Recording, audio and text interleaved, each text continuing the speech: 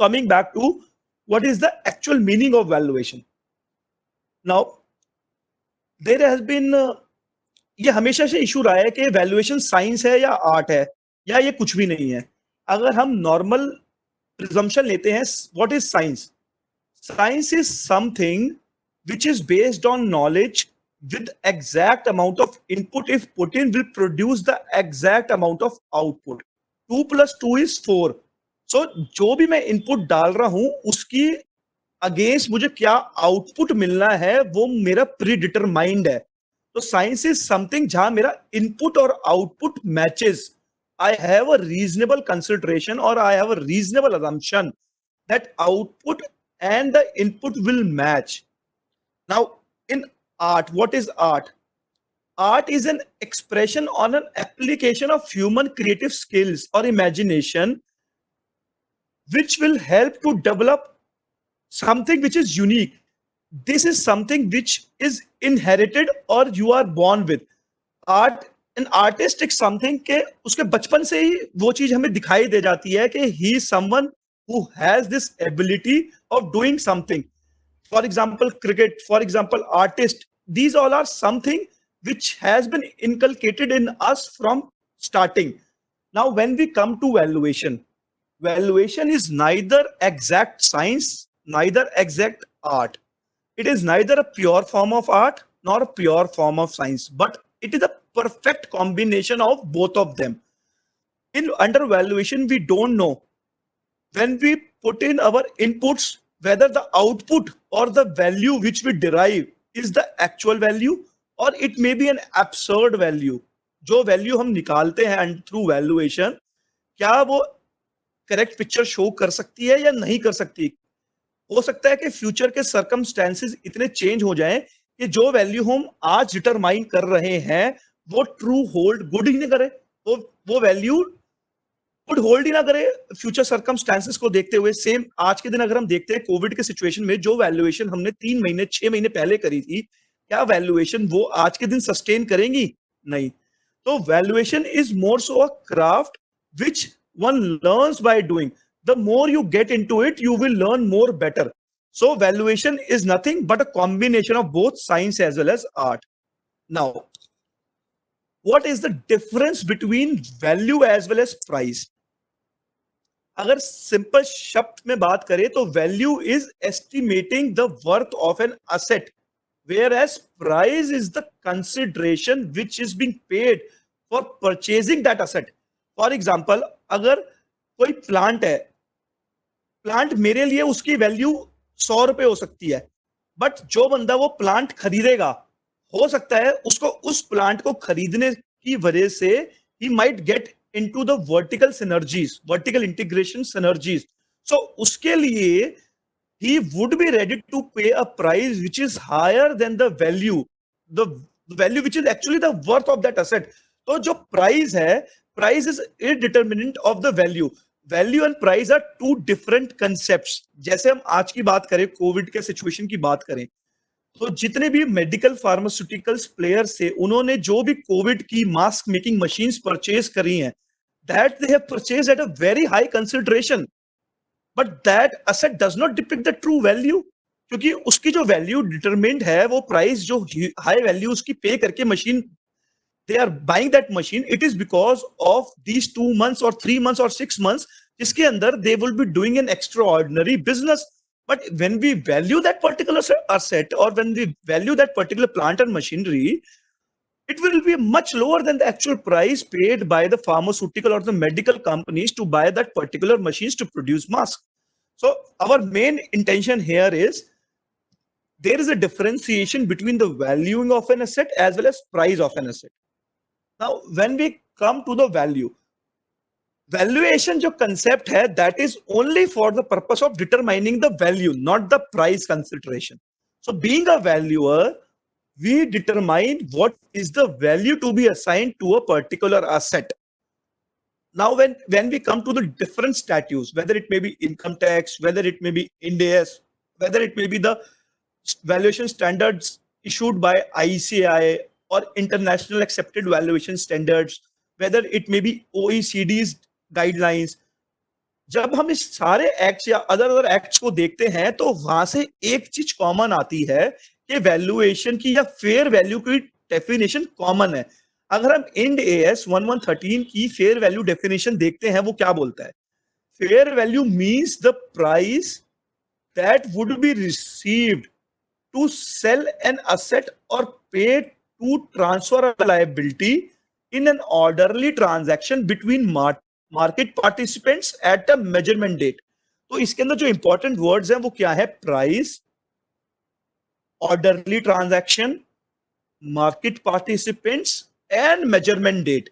ये चारों पैरामीटर्स अगर हम किसी और डेफिनेशन में देखते हैं तो ये सारे पैरामीटर्स उस डेफिनेशन में भी आएंगे। जैसे हम इनकम टैक्स की डेफिनेशन देखते हैं, वो बोलता है fair market value in relation to capital assets means the price that the capital asset would ordinarily fetch on sale in the open market on the relevant date। What does this relevant date means? Relevant date is equivalent to measurement date। Open market means orderly transactions between market participants। Price means price that it will be received to sell a asset or paid to transfer a liability। So अगर हम various statutes को देखते हैं तो there are common parameters which we need to understand। There is one concept of measurement date or relevant date। This date is the date on which we are doing a valuation। There are two dates assigned to a valuation। One is the measurement date or the valuation date, second is the signing date। Signing date can be post facto, whereas the measurement date or the valuation date plays most important part।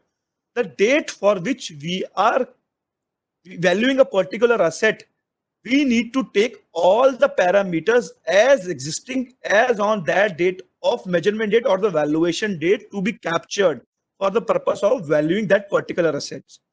What does this orderly transaction between the market participants means? It means that there should be willing buyer and willing seller।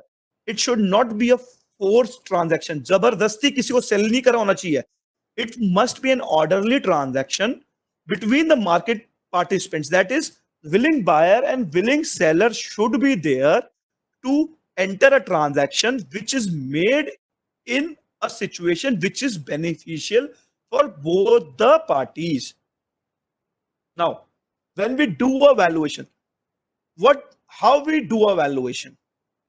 It is a number game। Everyone knows that valuation is a number game। We need to plot the numbers, we need to derive the valuations out of it, but there is something more than to the number।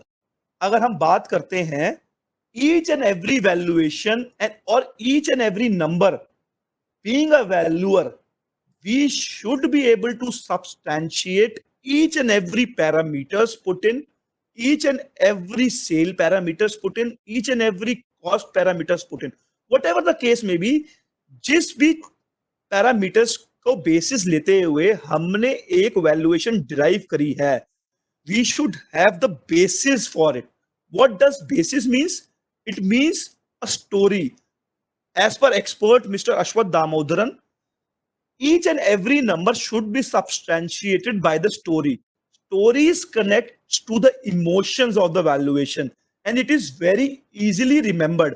अगर मैं story की बात करता हूं, अगर मैं कोई plant की वैल्यूएशन करता हूं, तो I should have the gist कि ये फाइनल प्रोजेक्ट जो वो बना के बेच रहे हैं वो कैसे बना के बेच रहे हैं, क्या रॉ मटेरियल्स यूज हो रहे हैं, क्या उसका बॉम है, क्या उसकी प्रोडक्शन कैपेसिटी है, क्या उसके स्टैंडर्ड वेस्टेजेस हैं, क्या उसके एक्स्ट्रा ऑर्डिनरी वेस्टेजेस हैं।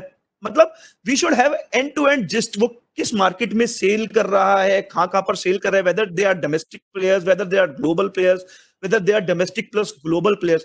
सो अगर हम डिफरेंशिएट करते हैं, number gives us a sense of control and precision and appearance of objectivity, but if the stories are attached to the numbers, this gives a better understanding for the analyst, for the receiver or for the stakeholder of these valuation reports।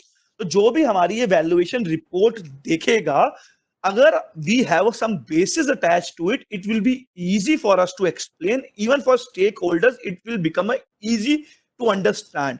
So it is not a number game। We should mix our number, we should plot our numbers according to various parameters on basis of which we have plotted our numbers. तो अगर हम बात करते हैं corporate life cycle की, कैसे कैसे phase out होता है वो, अगर हम पहले बात करते हैं तो first phase is the startup phase. हमने आज कोई नई वेबसाइट बनाई या हमने कोई नया बिजनेस चालू करा, OLX है, ओला है, वट एवर द केस में भी, कोई किसी कंपनी ने नया बिजनेस चालू करा, they are enter the startup phase. Startup के अंदर हम वैल्यूएशंस कैसे करते हैं, that we will study through case studies जो हम लेटर ऑन लेंगे। अभी यहाँ पर मोटिव ये है कि क्या क्या फेजेस हैं और उसका क्या क्या वैल्यूएशन मैकेनिज्म है वो हमें अंडरस्टैंड करना है। तो अगर हम कॉर्पोरेट लाइफ साइकिल की बात करते हैं तो उसमें एक स्टार्टअप फेज होता है जो उसका अर्ली फेज होता है। Then there is growth phase. Growth phase के अंदर उसकी there are extraordinary growth, not the stable growth.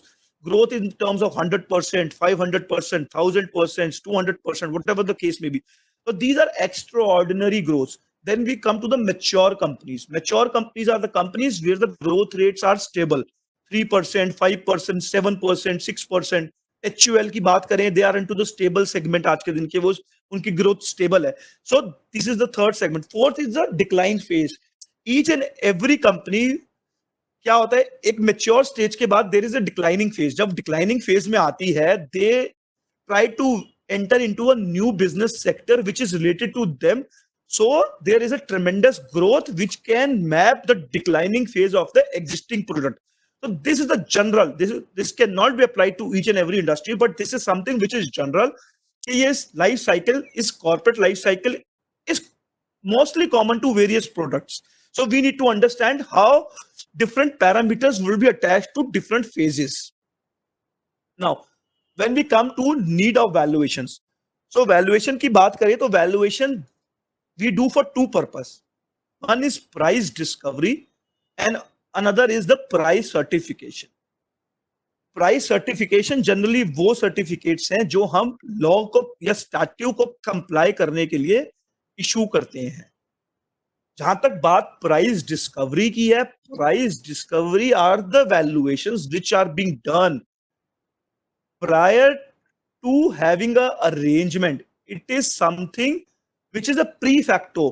Price certification is something which is a post facto. So price discovery is something जहां पर हम एक value या company को help out करते हैं कि उनको क्या फर्दर स्टेप्स लेने हैं और जो वो स्टेप्स लेंगे उसके अंदर वो क्या प्राइस डालें। अगर उनको मार्केट एग्जिट करनी है तो क्या प्राइस डाल के मार्केट एग्जिट करें। अगर उनके माइंड में चल रहा है कि उन्होंने कोई अनसिक्योर्ड लोन या नॉन कन्वर्टेबल डिबेंचर्स ले रखे हैं किसी और कंपनी से या फाइनेंशियल इंस्टीट्यूशन से, they want to convert that into equity, क्या प्राइसिंग होनी चाहिए, that's a pre facto. Management का कॉल है कि क्या प्राइस पे they want are willing to convert. Later on they will have discussions with the holder of that NCDs के क्या उनकी एक्सपेक्टेशंस है। Then they will arrive at a value which will be later on turned as a price certifications under various statutes. So we need to understand कि हम किस type की valuations कर रहे हैं, क्योंकि दोनों क्राइटेरियाज में देयर आर ट्रेमेंडस डिफरेंसेस जो हम आगे मैप आउट करेंगे। अगर हम कंप्लाइज ऑफ लॉ की बात करते हैं, जनरली आज के दिन there are 5 laws under which valuations are required. One is income tax, second is companies act, third is IBC, fourth is SEBI, fifth is RBI और फेमा। अगर हम बात करते हैं कंपनीज एक्ट की, there might be a circumstance, अगर मैं companies act की कोई वैल्यूएशन इशू कर रहा हूं, I am being hit by a transaction जिसके लिए मैं कंपनीज एक्ट में इशू कर रहा हूं, सेम ट्रांजैक्शन के लिए simultaneously I am being hit by income tax act, FEMA और सेबी।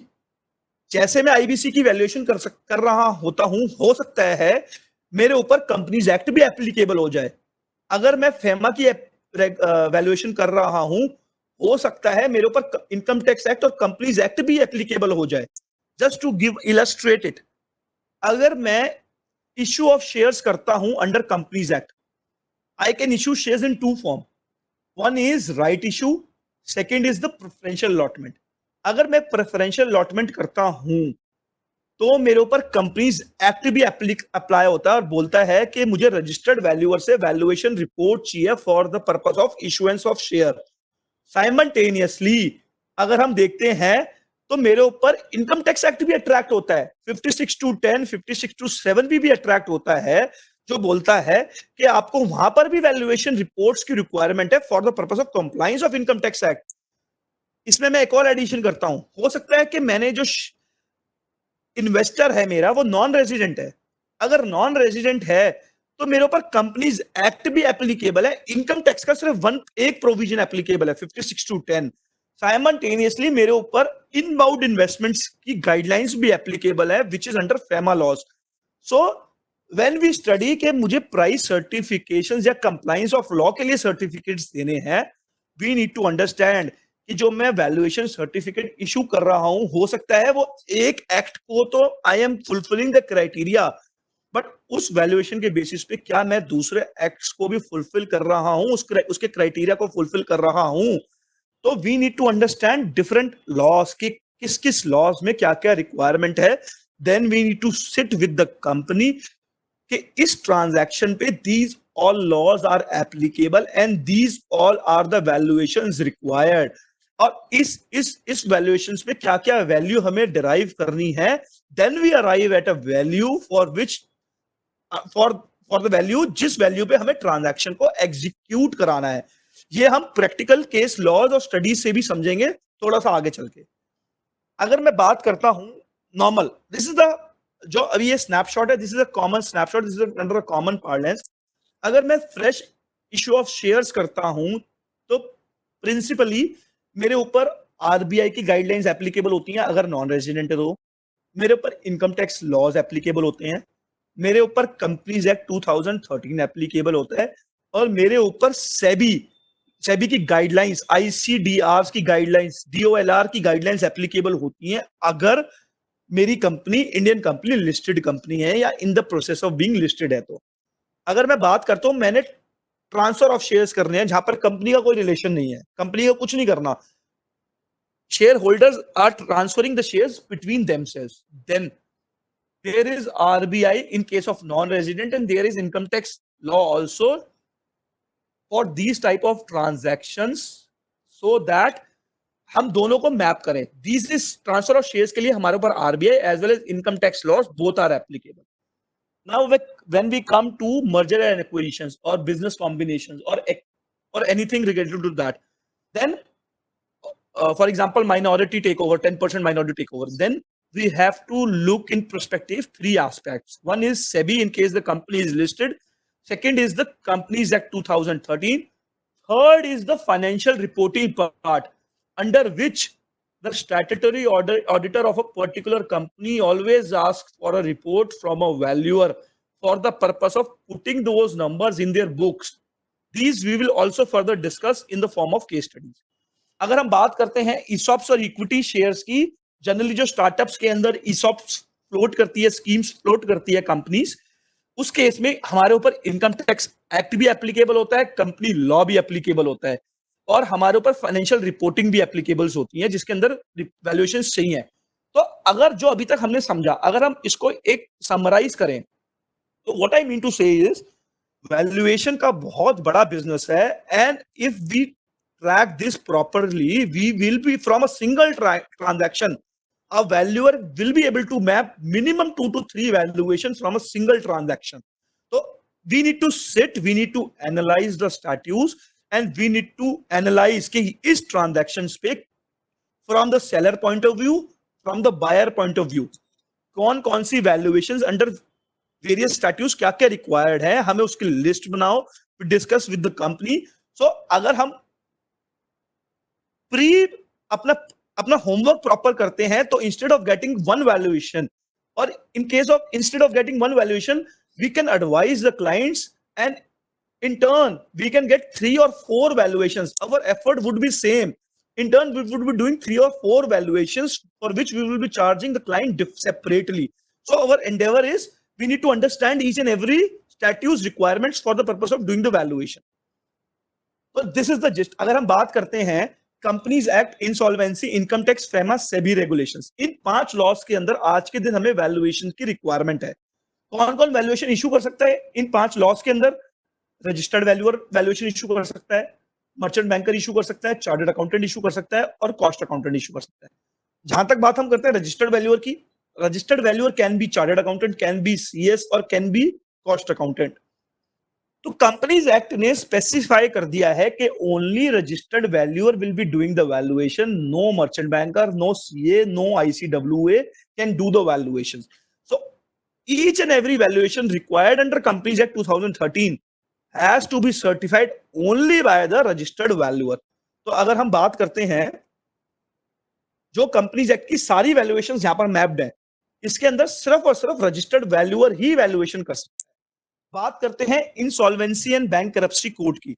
आईबीसी कोड में भी सारी पावर्स आईबीबीआई को दे दी गई हैं और आईबीबीआई की सारी पावर्स 247 ऑफ कंपनीज एक्ट 2013 से आती हैं। सो आईबीसी कोड के अंदर भी जितनी भी वैल्यूएशंस होंगी वो भी सिर्फ और सिर्फ रजिस्टर्ड वैल्यूअर ही कर सकता है, बाकी कोई और प्रोफेशनल वैल्यूएशंस को नहीं कर सकता। जहां तक की बात है अभी इनकम टैक्स एक्ट 1961 की, अंडर दोस गाइडलाइंस और rules under income tax act, only merchant banker and chartered accountants can give the valuation under different criteria, जो उन्होंने recently 2018 में change करा था, that NAV valuation can be given by merchant banker or chartered accountants, and in case it's a valuation at a DCF approach, it has to be given by the merchant banker, and in case of any other equity or any other property, then chartered accountant can give a valuation attached to the same. So income tax act में only merchant banker and chartered accountant can give the valuation. अगर हम FEMA की बात करते हैं, there is no concept of registered valuer under FEMA. FEMA के अंदर only merchant banker, chartered accountant and cost accountant can give the valuations. अगर हम सेबी की बात करते हैं, सेबी के अंदर as of today only registered valuer and merchant banker can give the valuation. 1 year before merchant banker और chartered accountants were allowed to give the valuation, but आज के दिन only registered valuer and merchant banker can give the valuation, chartered accountant and cost accountants can not give the valuation. So ये summarise करने का meaning इसलिए important है कि अगर मैं चार्टर्ड अकाउंटेंट हूं और मैं रजिस्टर्ड वैल्यूअर हूं, I may not be the merchant banker, so I need to have in my kitty the merchant bankers pool also. जब मैं ट्रांजैक्शन को एग्जीक्यूट करूं, मैं कंपनी से डिस्कस करूं, मेरे पास मर्चेंट बैंकर भी होना चाहिए, मेरे पास चार्टर्ड अकाउंटेंट भी होना चाहिए, मेरे पास रजिस्टर्ड वैल्यूअर भी होना चाहिए for the purpose of executing those transaction. जब हम क्लाइंट से बात करें, हम उसको पूरा बकेट ऑफ सॉल्यूशन दें कि हम आपको वेरियस अंडर स्टैट्यूट्स में कैसे कैसे हेल्प आउट करेंगे। तो this is the role of a valuer basically. अगर हम बात करते हैं, अगर हम अपने क्लाइंट्स को एडवाइस देना चाहते हैं, this is something which will add value to each and every one of us. अगर मैं बात करता हूं रजिस्टर्ड वैल्यूअर की, under registered valuers there are 3 separate class for which the valuations can be issued. One is the securities and the financial assets, जिसके अंदर हमारे equity shares, other equities, CCPS compulsory convertible preference shares, NCDs, non convertible debentures, all form of instruments आते हैं।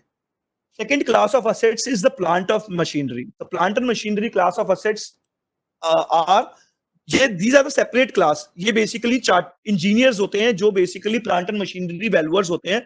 We need to have them कि उनसे हमें plant and machineries की valuation कराएं at the time of liquidation और different criterias. Generally liquidation के समय प्लांट एंड मशीनरी वैल्यूएशन की रिक्वायरमेंट आती है, या फिर कोई प्लांट एंड मशीनरी जिसको मैं बिजनेस पर्पज से यूज नहीं कर रहा हूं, and I am carrying this plant and machinery in my books as it is, or I am carrying it for the purpose of sale, then I can have a valuation report from a plant or machinery valuer. The objective here is they will value a plant and machinery at a going concern principles or on a liquidation principles, and based on those principles, the company will map the values in their financial statements. Third class of assets under registered valuer class is the land and building. These class generally provides the valuation for a land or a land cum building. It may be on the basis of circle rate, or it may be on the basis of fair value, or it may be on the basis of liquidation. Under liquidation, it may be in the basis of distress sale or normal sale, forced sale, whatever the case may be for different statutes requirement. So अगर हम बात करते हैं registered valuer की, registered valuer हमने देखा कि 3 जगह companies act, insolvency and SEBI के अंदर only registered valuer can give the valuation.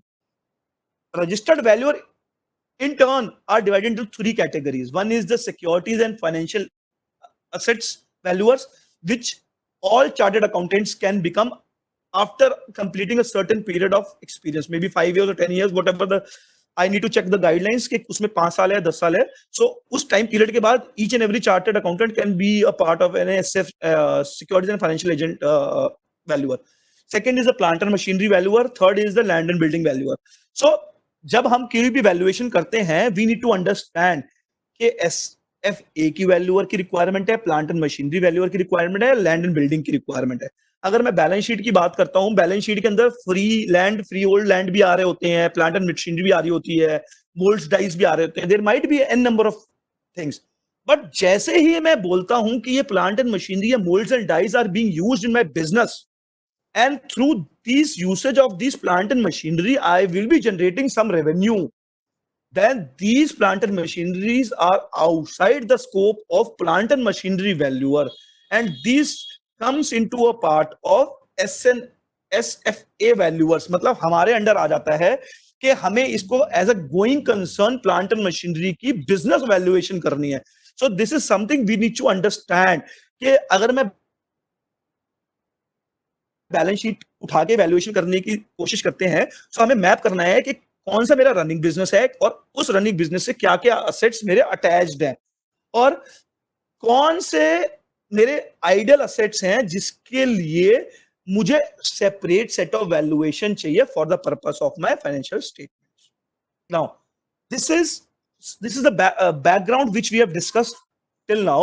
Now we will come to the actual case studies. First is the issuance of shares. Now, as we discussed earlier, एक company है, उसकी समझो 100 rupees की capital है, they want to go for 100 rupees more issuance of shares. जब वो 100 rupees की मोर issuance करती है अंडर कंपनीज एक्ट, वो they can go into the preferential allotment और they can go into the right issue. अगर वो राइट इशू के फॉर्म में जाती है तो कंपनीज एक्ट में देयर इज अ वेवर के उसको रजिस्टर्ड वैल्यूअर से कोई वैल्यूएशन की रिक्वायरमेंट नहीं है. बट अगर वो प्रेफरेंशियल अलॉटमेंट के अंदर जाती है, then there is a requirement, then we need to get a valuation report from a registered valuer, and basis on that report the company can issue the shares to the subscriber to that preferential allotment. So अगर हम बात करते हैं, एक company है, company ने resident को एक प्रेफरेंशियल अलॉटमेंट की स्कीम फ्लोट करी और साइमल्टेनियसली रेजिडेंट ने वो फ्लोट एक्सेप्ट कर ली और कंपनी के अंदर फंड्स इन्फ्यूज कर दिए. तो इस ट्रांजैक्शन की बात करें तो इस ट्रांजैक्शन पे there are 3 valuation required. One is the valuation under companies act 2013. Second is the income tax act. Income tax act के अंदर there are 2 valuations. One is the valuation under section 56 to 7B, which is attracted on company. Third is the transaction under section 56 to 7, which is attracted on shareholder. मैं इसको एक case studies example से समझाता हूँ. 100 रुपए की capital है, 10 share है, हर एक शेयर की वैल्यू इन्फ्यूज है 10 रुपीज की. As on the date of preferential allotment मैंने एक वैल्यूएशन करी अंडर कंपनीज एक्ट और मैंने 10 रुपए की वैल्यू को 15 रुपए की वैल्यू करा.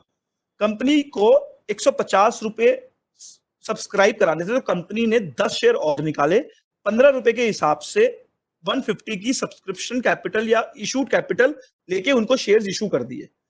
अगर हम 56 टू 7B की बात करते हैं और 56 टू 10 की बात करते हैं under income tax act, this is the compliance under companies act.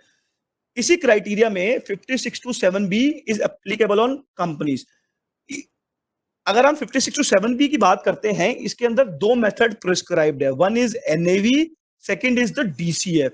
NAV is on the basis of book value and DCF can be on the basis of discounted cash flow method.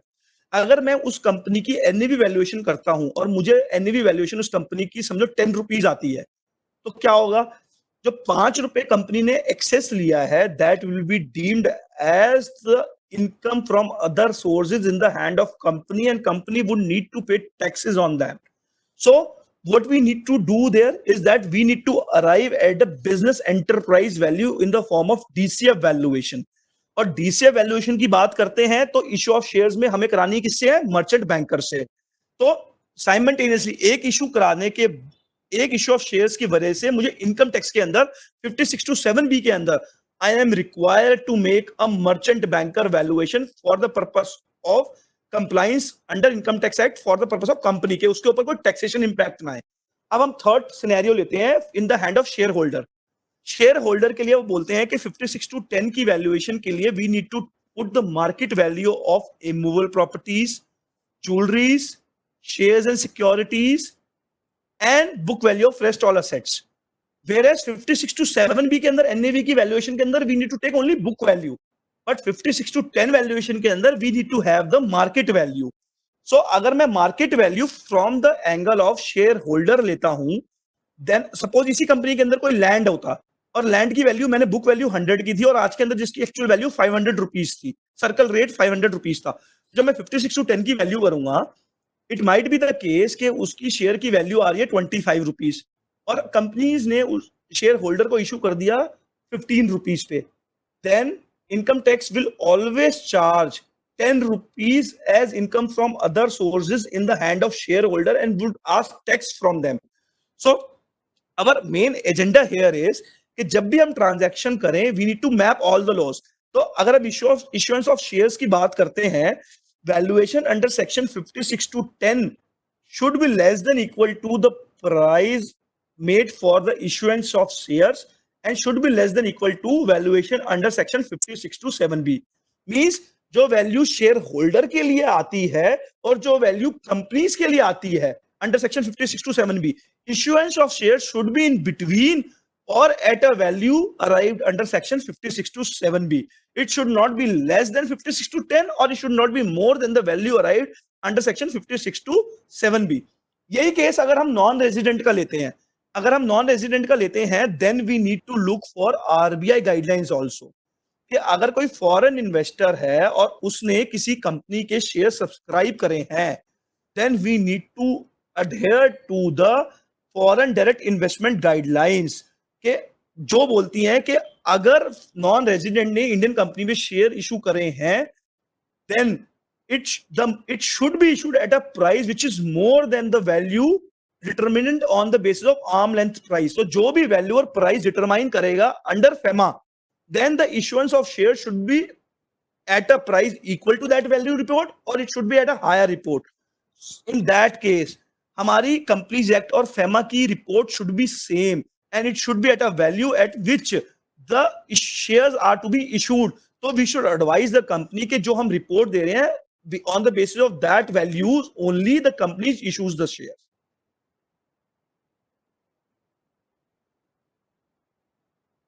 तो अगर हम बात करते हैं इसी के अंदर questions की, valuation report requirement for listed securities issue to the non resident investors.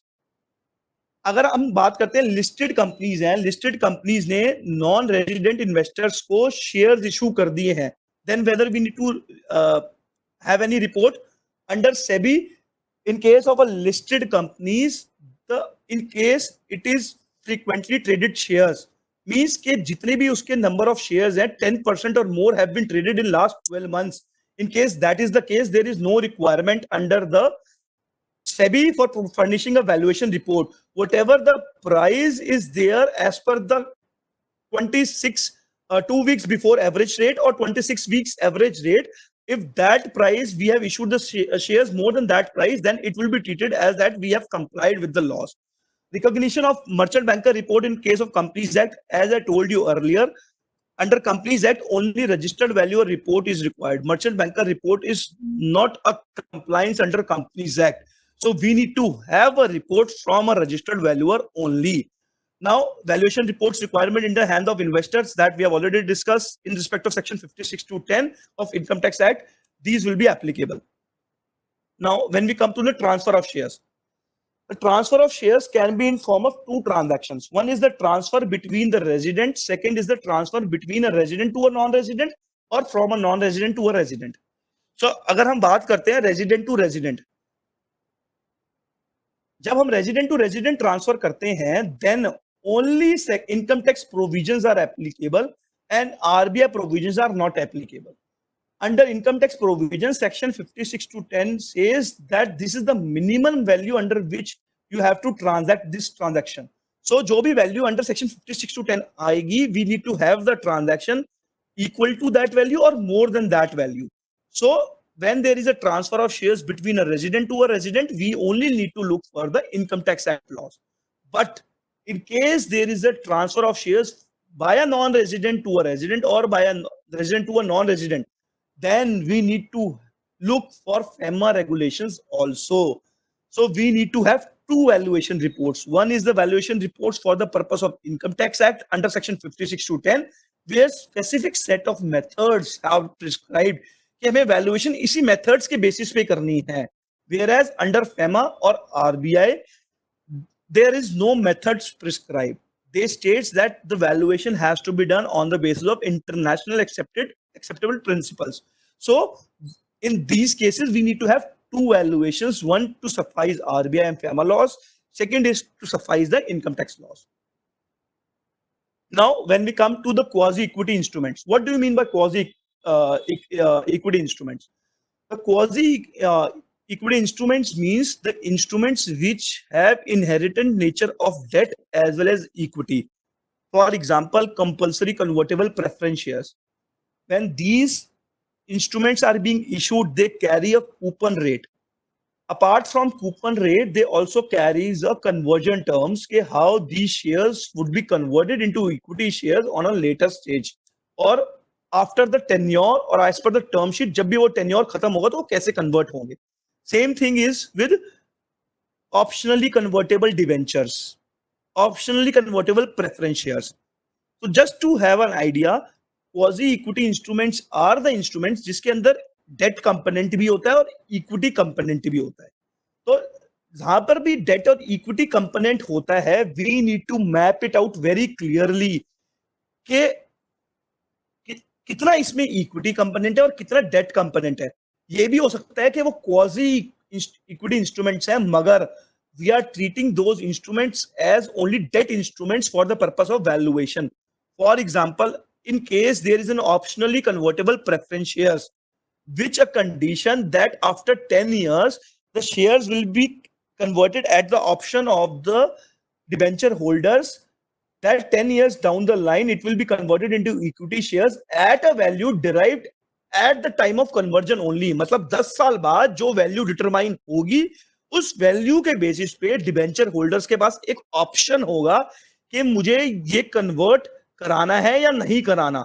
So इस transaction, rather it is a quasi equity instruments, but this is more so in the nature of debt of a company कि company ने आज का जो endeavor है that is कि debt उसको मिल जाए. So for the purpose of valuation we need to determine whether the quasi equity instruments को हम equity treat करें या debt treat करें. So इस transaction को we will treat it as a debt. अगर मैं second case लेता हूं, compulsory convertible preference shares with a condition that अगर ये 10 years down the line these compulsory convertible preference shares will be converted into equity shares at a ratio 1:1, means कि एक preference share will be converted into one equity shares after a period of 10 years. There is no option to the preference shareholders as well as there is no option to the company that after 10 years they will have any option. It will be automatically converted into equity shares. So these type of instruments for the purpose of valuation will be treated as an equity only. Now, when we come to merger and acquisition valuation. So merger and acquisition, what do you mean by merger and what do you mean by acquisition? Merger is as suppose there are two companies, company A and company B. Company A has shareholder A and company B has shareholder B. So when we merge them, suppose A is getting merged into B. So shareholders of company A and shareholders of company B will become the shareholder of the merged company, that is company B. If B was to be merged in company A, then company A would have been in existence after the merger and A and B shareholder would have been the shareholder of company A. For example, Idea got merged into Vodafone, OBC getting merged into PNB. So shareholders of OBC will get the shareholding in PNB. Now when we come to the acquisition, suppose there are shareholder A and shareholder B, company A and B. Under acquisition, company B can acquire company A either by paying to the equity share to the shareholders of company A or by granting them the shares in company B. So there can be two scenarios. Company A would be the holding company of company B and company A shareholder can be company A or B shareholder, or only company B shareholder can be the company A shareholder while making payment to the company A shareholder. Means we have acquired company A by paying the shareholders of company A in cash, in terms of money. मैंने पैसा देके उनसे shares खरीद लिए, या फिर मैंने उनको बोला कि ये कंपनी बी ने एक्वायर कर ली है और हम आपको कंपनी बी के शेयर्स दे देंगे। तो शेयर्स कैसे देंगे, उसकी क्या वैल्यूएशन होगी, वो हम अभी डिटरमाइन करेंगे कैसे उसकी वैल्यूएशन होती है। अगर हम बात करते हैं मर्जर एंड एक्विजिशंस की, तो कंपनीज एक्ट के अंदर how it has to be moved forward और what is the process under companies act. Firstly we have to have a valuation report for shares, properties, tangible, intangible assets, business valuations. We need to have a valuation report. The company need to have the valuation report. Company will need to have a valuation report, and company will need to have an application of an M&A, and company would file this application to NCLT under section 230. जैसे NCLT ये application approve करती है, then the valuation and the valuation report need to be circulated to all the creditors, members, and the other stakeholders. Once these have been circulated to all the stakeholders, then the third step would be the shareholders who are not accepting the valuation, they have an option of voluntarily exit by making a provision for payment at a fair value. Means जो we holders are not willing to accept this scheme of merger, in that case the company can pay the money to these shareholders and they can be exited voluntarily. Fourth step is after the company has been merged, the company A and B have merged into company A, then it is at the option of the shareholder or it is at the option of the company, then they can purchase the share from the minority shareholders also at a fair value.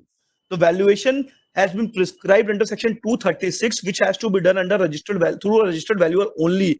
और जो उसमें value आएगी उस value पे, that is the minimum value, उस value पे या उससे ज्यादा वैल्यू पे कंपनी माइनॉरिटी शेयर होल्डर्स को फंड देके they can take the shares back. So when we talk about valuations under M&A, what we need to understand? We need to understand कि जब हम कंपनी A को B में मर्ज कर रहे हैं या acquire कर रहे हैं, whether there is a cash settlements or whether there is a settlement in terms of shares, because cash settlement would have a different consideration in terms of valuation and shares would have a different consideration in terms of valuation. Second is the accounting.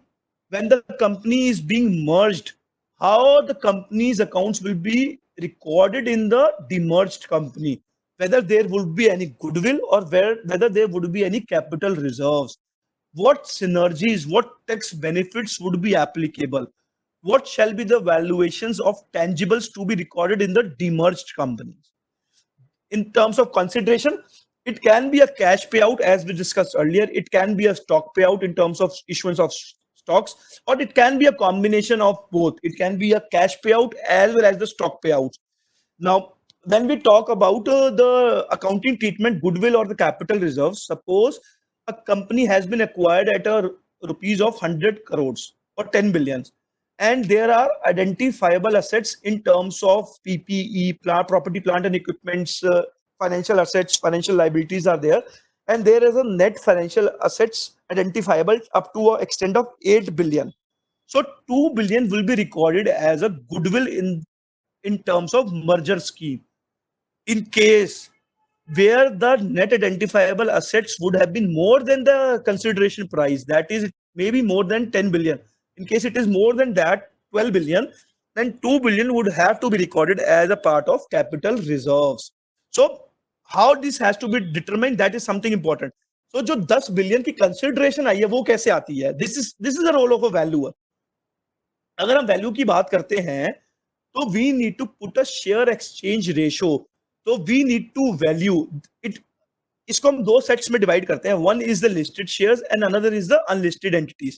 अगर हम listed entities की बात करते हैं, then the price at which the company is being traded, that is the best parameters on the basis of which a merger scheme can be floated with a little variation in terms of expenses. Whereas in case of unlisted shares, we need to derive value of unlisted equity shares, giving weight to multiple approaches. Means we can value through DCF method, we can value through NAV method, we can value through replacement cost methods, we can value through market approach methods. So हम various approaches से एक unlisted entity की valuation derive करेंगे, दोनों entities की, target company, target entity A और target entity B की भी दोनों की valuation derive करेंगे और उसके बाद we will map a share exchange ratio between both the entities और उसके बेसिस पे there will be exchange in terms of the share. Suppose अगर 100 share company 100 share were issued by company A and 250 shares were issued by company B. Suppose there is an exchange ratio of 2.1 per share, means के एक share of company A के against we will give 2.5 share of company B. So when we consolidate this as a scheme of merger, earlier the capital was 100 and 250. Now when we are giving 2.5 shares per share for the shareholders of company A, so company A from 100 shares would be converted to 250 shares of company B. So after merger the share capital of firm B would be 500 shares. So the main agenda of valuing both the companies is to analyze the share entitlement ratio के जो company merge होगी target company में, उस company को कितने shares मिलेंगे target companies के, एक शेयर के अगेंस्ट कितने शेयर्स उसको टारगेट कंपनीज के मिलेंगे, for which we are doing this particular valuation. हमने during merger we discuss that the minority interest is something which a company can buy out or a shareholders can buy out under section 236. What is the value at which they can buy out? We take a classic example of Flipkart as well as Myntra.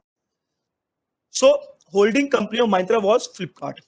They were holding more than 90% shareholding of Myntra, and 10% less than 10% was the minority stakeholders.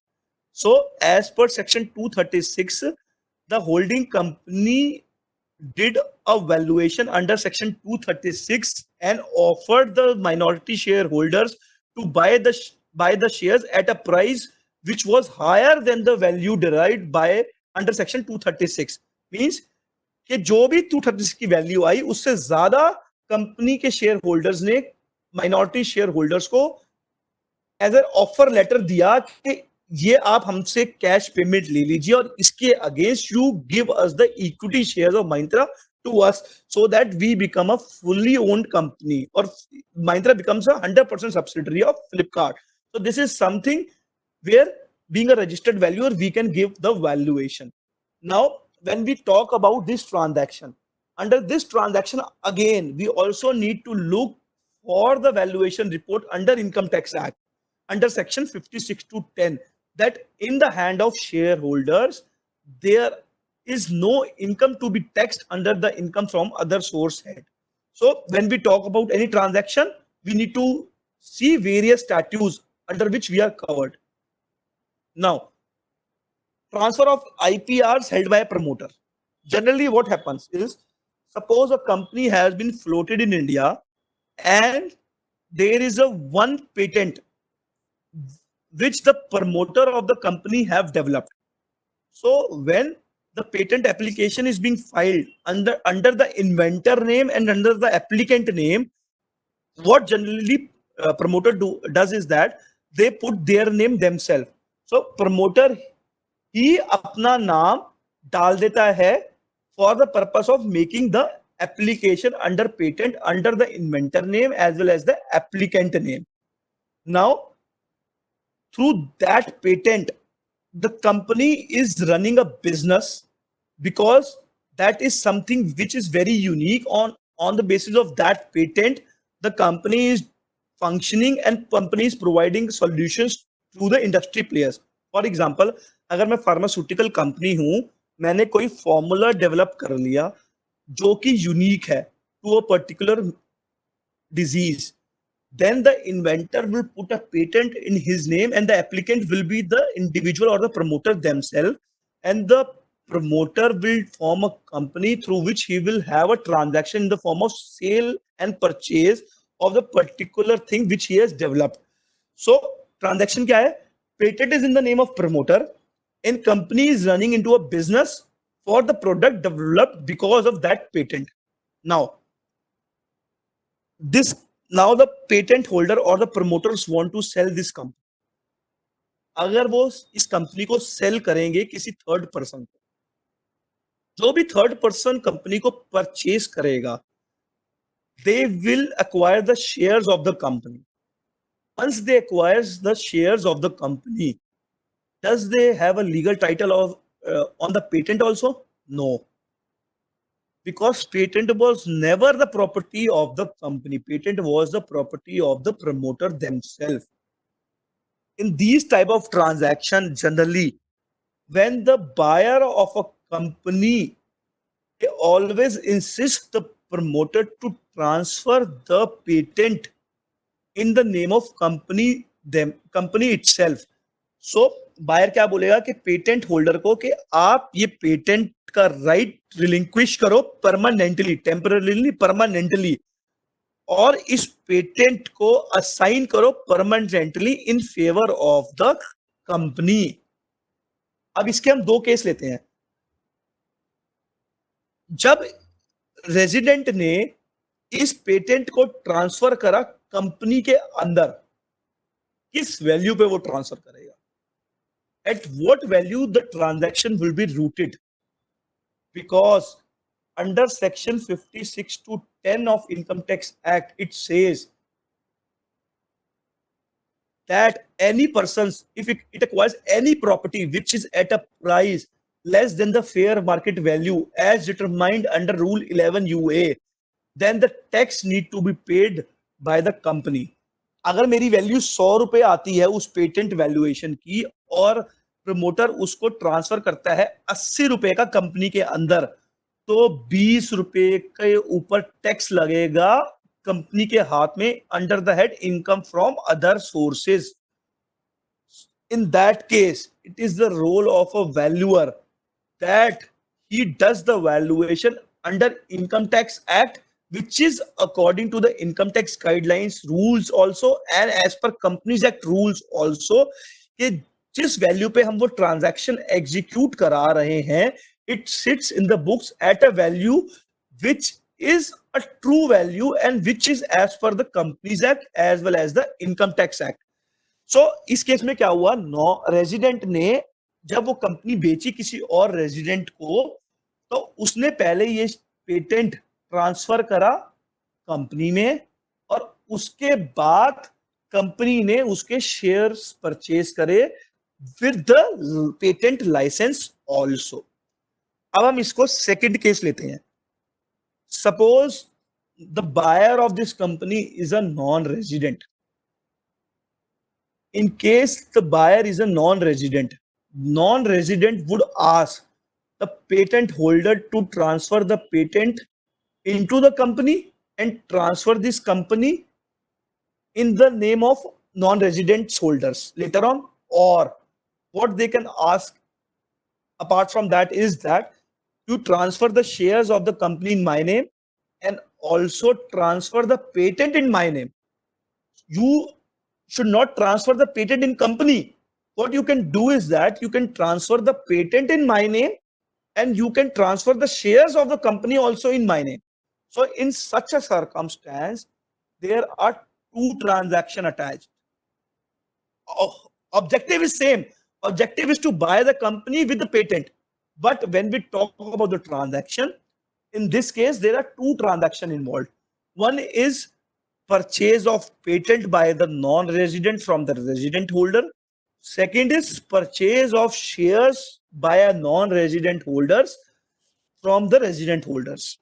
So जब हम patent की बात करते हैं, transfer of patent और the sale of patent by a resident to a non-resident, under that case there are no guidelines prescribed under RBI. Only thing is we need to look for the income tax compliances in respect of valuation, whether we are complying section 56 to 10 or not. Now, when we transfer the shares from a resident to the non-resident, in these cases, we need to address the issues under Income Tax Act also, as well as RBI Act also. So in this transaction, there would be three valuations required. One is the valuation patents required for the purpose Income Tax Act. When we transfer the shares from resident to non-resident, we will have two valuations required. One is the valuation required under Section 56 to 10 under Income Tax Act, and second would be the valuation required for the purpose of RBI compliance for transfer of shares from a resident to a non-resident. So what I mean to uh, make you clear here is that we need to make the transaction in such a way that it is a win-win situation for the buyer as well as seller. In this case, just I give you an extra details or extra elaboration from the income tax point of view.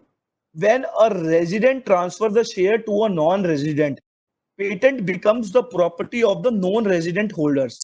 So there is a High Court judgment under Income Tax Act which states that when a non-resident sells a patent to a resident or to a non-resident, even if it has been invented in India, then the non-resident need not pay the tax over the same patent if the patent has been permanently transferred in the name of non-resident, because it will be treated as a goods which is being located outside India. So generally, this is something which on the basis of which the actual transactions are moving, and we are here discussing the actual transactions which are being done by the industries. That is the reason I was telling that the first transaction is a resident to a resident, second transaction is a resident to non-resident. Resident to non resident जब भी ऐसी transaction होती है तो patent अलग transfer होता है और कंपनी अलग ट्रांसफर होती है. बट जहां पर भी रेजिडेंट टू रेजिडेंट ट्रांसफर होता है, हो सकता है पेटेंट अलग ट्रांसफर हो रहा हो, कंपनी अलग ट्रांसफर हो रही हो, मगर ये भी हो सकता है पहले वो बोले कि पेटेंट को कंपनी में ट्रांसफर करो और सेकंड पे कंपनी को एज अ होल ट्रांसफर करो. जहां तक की बात कंपनी वैल्यूएशन की है, अगर मैं पेटेंट को कंपनी में डाल के वैल्यूएशन करता हूं, then it will be all together into different methodology, क्योंकि पेटेंट कंपनी का पार्ट होगा और मुझे रॉयल्टी इंक्लूड नहीं करनी. वेयर एज जब इस पेटेंट को मैं कंपनी में ट्रांसफर नहीं करता, then I need to put a cost of the patent while projecting the financials of the company. तो जब मैं कंपनी की वैल्यूएशन करूंगा, I need to put assign a value in the terms of royalty or in terms of extra margin earned to the patent. So अगर मैं patent की valuation की बात करते हैं, there are four main value. One is the multi-period excess earning method. Multi-period means patent have a specific life attached to it. Generally patent have a life of 20 years from the date of application. So जब हम patent की valuation करेंगे, we will have a valuation for 20 years कि उस patent की वजह से मुझे कितनी वैल्यू एक्स्ट्रा कंपनी ने कमाई है. Second is the royalty method which is the most commonly use method. Second is the royalty relief method, which is the most commonly used method. Under royalty relief method, what we do is that we assign a turnover के इस turnover का कितना percentage I need to give as a royalty to the patent holder. So top line अगर मेरी 100 रुपए है और मैंने रॉयल्टी मेथड के बेसिस पे समझो 5% मेरा पेटेंट की valuation I, so I need to give a royalty to the patent holder at a rate of 5%. Whereas under the net multi-period excess earning method, we will assign what is the percentage of extra profit earned, and that percentage of extra profit earned we will assign to the patent, and we will derive the value of that patent through the same. Now coming to the valuation of ESOPs. Most common and almost all startups are issuing ESOPs for which they are using they are having the valuation requirements under various statutes. So generally क्या होता है, what is the life cycle of ESOPs? जितनी भी startup companies होती हैं, what they want is that they want to retain the employees with themselves, and for the purpose of retaining those employees, they float a ESOP policy or of ESOP scheme, on the basis of which they grant the shares of the company to the employees, which will be vested depending on the vesting period. So what, अगर मैं इसको brief करते हैं, what is the life cycle of an ESOP? Company ESOP policy frame करती है, board and after shareholder approvals, this policy gets implemented. Once this policy gets implemented, then the company grant the ESOPs in by issuing the grant letter. It can be stating कि आप हमारी company के employ हो, we would grant you 30 shares in case you are with the company for 3 years, or we will grant 30 shares over the next 3 years for you. एक साल के बाद आपको 10 शेयर देंगे, 2 साल के बाद फर्दर 10 शेयर्स दे देंगे, थर्ड ईयर फर्दर 10 शेयर्स दे देंगे. तो end of first year 10 shares, end of second year 10 shares, end of third year 10 shares. So this is a grant given by the company in terms of ESOPs to the ESOPs holders. Now after first year, the 10 shares becomes the right कि employee उसको vest कर सकता है. They can vest at a first year themselves, or they can defer it according to the ESOPs policy कि वो कब तक after vesting till what period they can exercise their option. At the time of exercise, what they need to do is that जो भी मेरा option होगा उसमें जो भी कंसिडरेशन मेरी मेंशन होगी, that consideration you need to pay to the holders company, and the company will transfer the shares to the employees. So after exercising the shares, employee will make the payment to the company, company will transfer the shares to the employees in their demat account. So अब मैं बात करता हूं, there were 3 steps.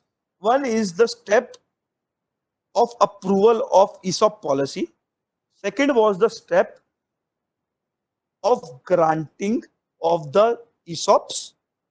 Third is the step exercise of the ESOPs by the ESOPs holders. Generally, before framing of an ESOPs policy, what generally management do?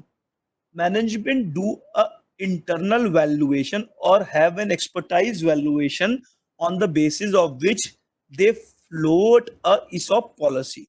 उस report के basis पे management एक ESOP policy बनाती है और उस policy को approve करके एम्प्लॉइज को ग्रांट करती है. जब भी ESOP पॉलिसी ग्रांट होती है, then there is a requirement under Ind AS and the earlier accounting standard regime that at the time of grant of the option, the companies were required to do the valuation. Now the valuation has to be done only by the registered valuer. तो जो grant देगी registered valuer एक valuation उस option की बनाएगा और उस valuation के बेसिस पे कंपनीज जो फेयर वैल्यू आ रही है और जिस वैल्यू पे कंपनी ने ESOPs दिए हैं वो डिफरेंट अमाउंट को then the company would amortize as the expenses. How that has to be expensed of, this is something which we'll see on a later stage. So उस valuation report के basis पे हमें total number of expense, कितना expense company को amortise करना है over the vesting period, that is something which has to be ascertained. The third step was the exercise of the option by the shareholder or the ESOP holders. तो जिस दिन को ESOP holder exercise करेंगे उस दिन को company need to make a calculation of the perquisites on basis of which tax need to be paid, और वो valuation has to be done by the SEBI registered merchant banker.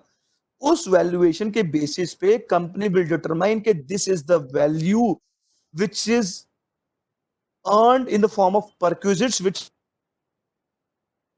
has to be added in the form of salary to the ESOPs holder, and tax need to be paid by the employer by deducting the salary of the employee.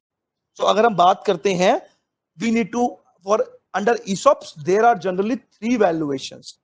First is the internal valuation, second is the valuation required for the purpose of complying under Companies Act at the time of issuance of that grant. Third is the valuation report under Income Tax Act at the time of exercise of that particular option. What is the methodology for doing the ESOP valuation?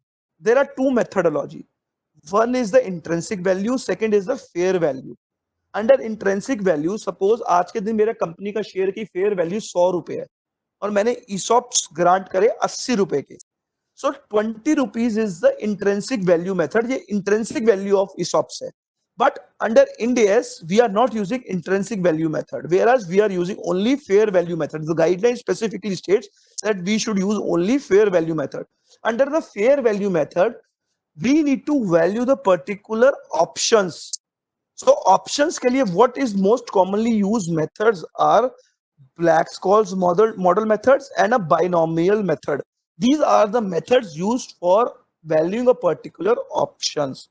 So इस options के basis पे जो भी मेरी value आएगी, I need to recognize the ESOP cost on the basis of fair value method, and I need to amortize based on the vesting period of the ESOPs. Now, the case study under the IBC, how the valuation under IBC need to be mapped out. So now when we come to section 59, 59 says that when there is a CIRP process or the liquidation of a corporate debtor, a IRP, interim resolution professional, or a resolution professional need to have a valuation report from a registered valuer. How the valuation has to be carried out by a registered valuer, this is something which we all should know. When an IP appoint a registered valuer, generally IP appoints minimum 2 registered valuer, which is a requirement as per statute. So IP will appoint 2 registered valuers for the purpose of valuing a particular company as a going concern, or it may be on the basis of liquidation value. Whenever the IP appoints a registered valuer, or he appoints 2 registered valuer, in turn registered valuer minimum has to give the fair value and have to give the liquidation value both. So the registered valuer report should have both the values. That is the fair value. Second is the liquidation value. When we talk about the valuation date, what should be the valuation date for the purpose of IBC valuation? Valuation date should be the CIRP date, on the date on which it has commenced. That is the CIRP commencement date, or the date on which the NCLT has determined that this shall be the date on which the CIRP proceeding has been commenced. So जिस date को वो admission या commence हुई है, that will be the date for which we need to frame the valuation under Insolvency Act. And the valuation under the same act, the registered valuer need to provide both values, that is the fair value as well as the liquidation value. When we talk about the liquidation value or the fair value, there are different methodologies through which the valuation need to be determined. Mojit, there is some disturbance.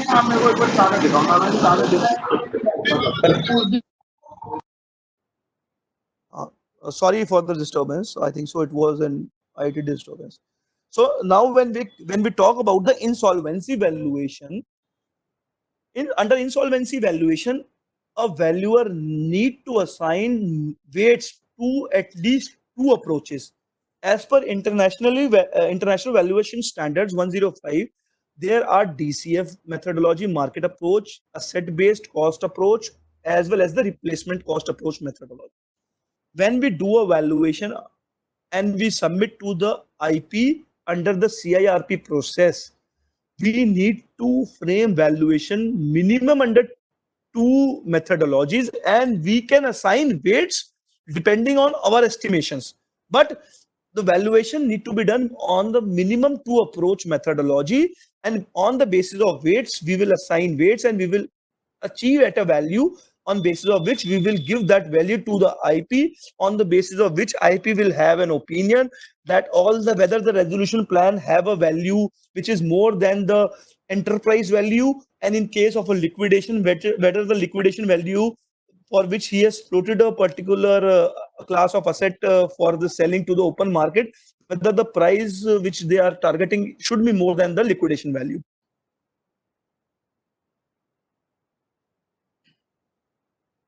Now, what about the valuations when a company or an organization adopts from earlier regime to the Ind AS regime? So we talk about the valuation requirement under the first time adoption of the Ind AS.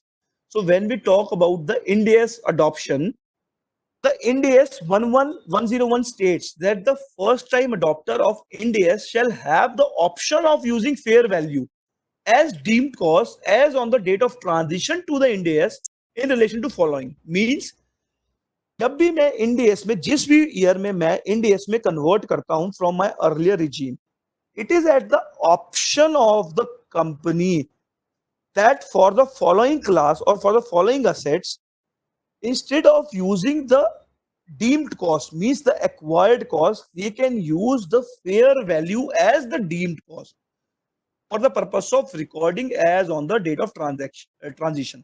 For example, अगर आपकी books के अंदर कोई land 100 रुपए की आ रही है जिसको आज तक आप कैरी आउट 100 रुपए पे कर रहे थे, now while transition to the Ind AS, company has an option कि वो उस लैंड को फेयर वैल्यू करा सकती है, और जो फेयर वैल्यू होगी that will be treated as the deemed cost, और उसी कॉस्ट पे उसकी बुक्स के अंदर वो वैल्यू रिकॉर्ड होगी for the purpose of its financial reporting. It is at the option. They can use the earlier regime deemed costs also for the purpose of complying with Ind AS also.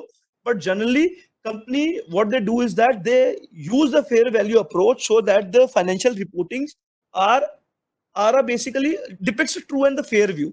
So जो Ind AS 101 बोलता है वो ये बोलता है कि हमारे जितने भी प्रॉपर्टी प्लांट एंड इक्विपमेंट्स हैं, अवर इन्वेस्टमेंट प्रॉपर्टीज है, हमारी इंटेंजिबल असेट्स है, that they can revalue to the fair value and they can record that value as the deemed cost in their books of accounts.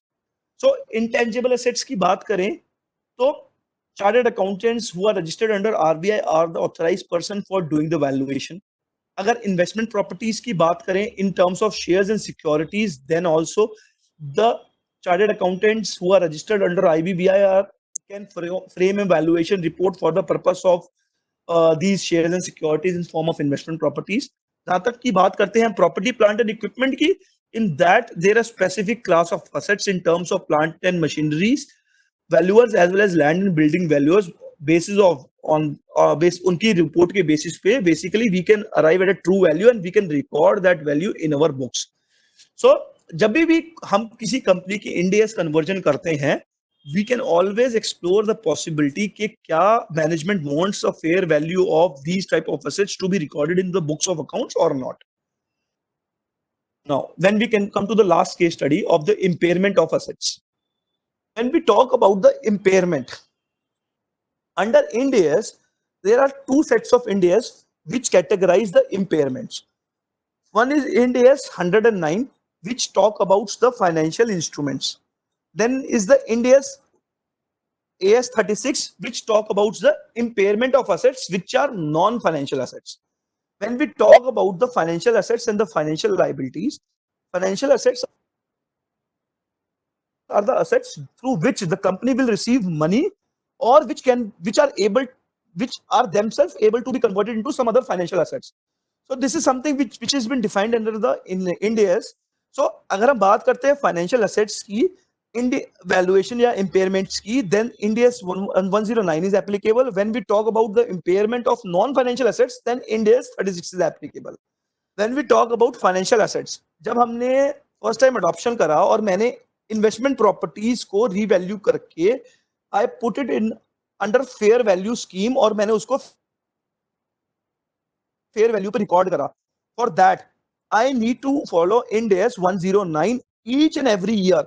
So we need to map कि जिस भी company के अंदर we are recording the financial assets at a fair value, then we need to revalue, we need to check whether the carrying value of the financial assets are depicted in true and fair view. So we need to test for the impairments of these financial assets at the end of each reporting period, that is the end of each financial reporting period. So जो भी assets financial assets की मैंने books में revalue fair value पे measure कर रहा हूं, I need to test each and every year के उसकी carrying value is in proper shape और नॉट, और किस वे में हमें कैरी आउट करना है वो हम नेक्स्ट स्लाइड पर चेक करें सी करेंगे. Now when we talk about impairment of assets under Ind AS 36, it talks about impairment testing for goodwill. It talks about impairment testing for intangible assets such as patents, such as brand valuations. Goodwill and the intangible assets again has to be tested lifelong at each financial year. जैसे हमने पहले बात करी थी, हमने patent को transfer करा company के अंदर.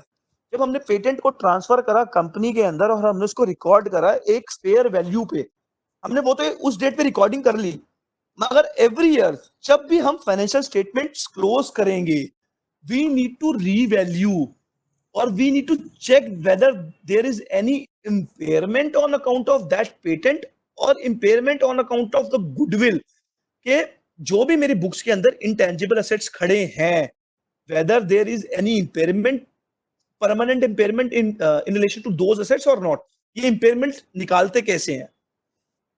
Generally, impairment is the carrying value of assets minus the recoverable amount. Carrying value of assets means the value at which these intangible assets or the financial assets are being recorded in the books of accounts.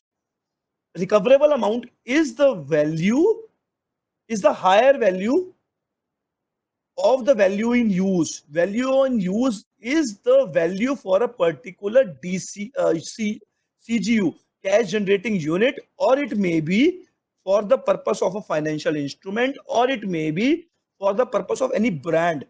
जैसे हमने पहले discuss करा, brand के अंदर there are various mechanism, royalty, net operating margin, extra operating margins value. So we can value these intangibles as well as the financial assets through DCF valuations of business. So जो भी इसकी value आएगी that will be determined through DCF, that will be determined as the value in use. Second is the liquidation value of the business. जो भी मैंने business कर रखा है या जो भी मेरे पास फाइनेंशियल एसेट्स हैं, अगर मैं वो बेचता हूं तो क्या वैल्यू मिलेगी, लिक्विडेशन वैल्यू क्या मिलेगी. So the recoverable value under Ind AS 36 is the higher value of value in use through DCF valuation और fair value less cost to sell, that is the liquidation value. So जो भी मेरी higher value होगी that will be the recoverable value. In case my recoverable value is more than the carrying amount of assets, in that case there is no requirement of impairment. Whereas जहां पर भी मेरी recoverable amount is less than the carrying value of assets, in that case there is a requirement of impairment, and that impairment need to be recognized under Ind AS 109 through revaluation loss through profit and loss account. Whereas in case of intangible assets under Ind AS 36, it forms part of depreciation as well as the amortization. Now, how the valuations have framed and what was the starting point to it. Now we have understand what is the basis of valuation and how valuation plays an important role under various statutes, and what are the practical implications for doing valuation under various statutes. But how being a valuer as of today, how the valuer has been moved in form of statutes from initial 1968 till date, and how the government has been trying to put the guidelines, put the rules, put the regulations on the valuer so that there becomes a parity on the valuation reports being issued, and how this can become a profession like any other profession when we talk about. So अगर हम valuation की बात करते हैं, 1968 में first valuation professional society establish हुई थी India के अंदर. ईरानी कमेटी ने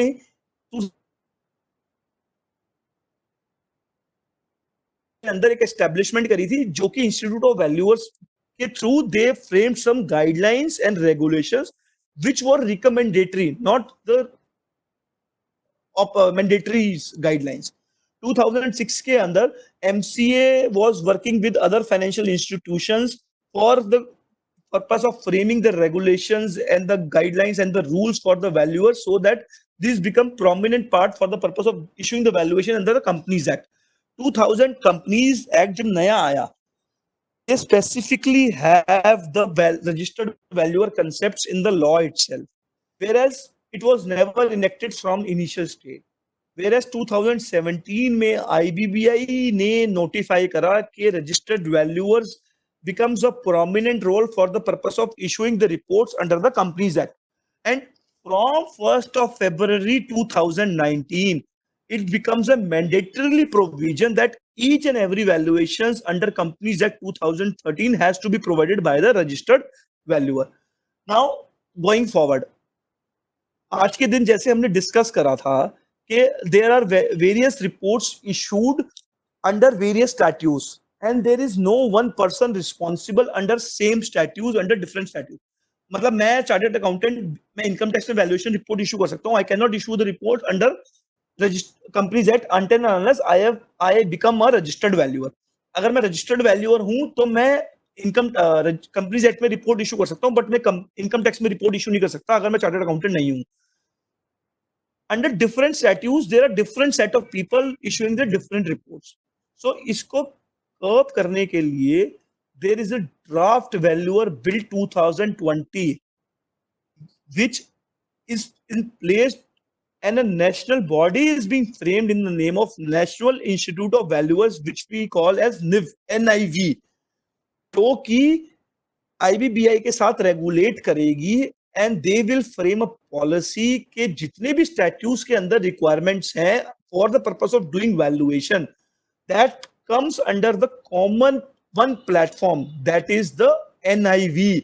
तो जितने भी हमारे valuers होंगे they will need to be themselves be registered under NIV, और उन सारी valuation को NIV control करेगी under various statutes under Indian laws.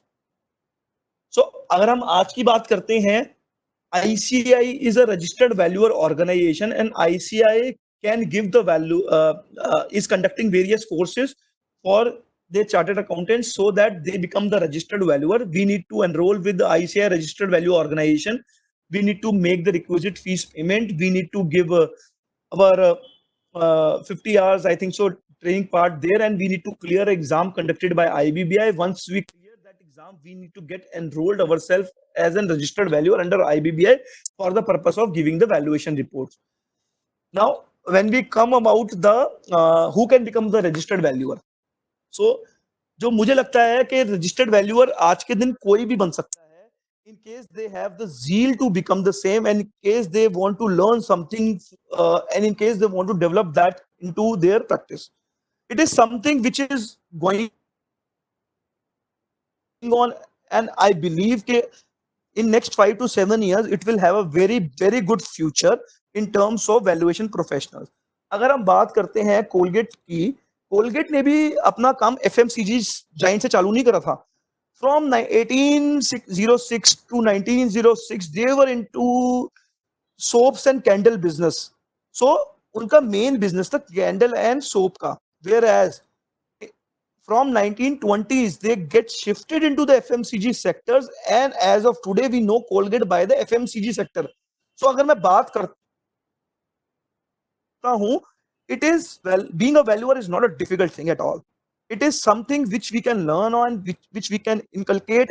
It is something which we can get experience to it, and it is something which have a very good future to it. So अगर हम valuation की बात करते हैं, being a chartered accountant, we all can become a registered valuer provided we have a limited period of experience as a chartered accountant and we are doing the valuation reports under other statutes. So अगर वो चीज है तो we can become the registered valuer, and I think that there is a huge scope for doing the valuation under various laws going forward. As we saw that there is a NIV, National Institute of Valuers, and the draft valuation rules are being prescribed. So I do see that the government is under the right approach for doing curbing the valuation reports and for having a systematic track for various valuers. So this is all as of now.